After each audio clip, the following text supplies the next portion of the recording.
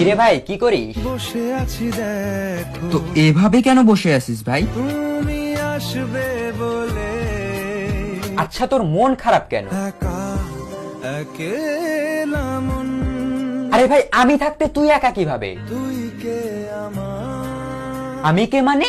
আমাকে তুই ভুলে গেলি? না রে না ভাই তুই কি তোর লাইফে ভালোভাবে বাঁচতে চাস না? বেঁচে থেকে লাভ কি বল বেঁচে থেকে লাভ কি মানে?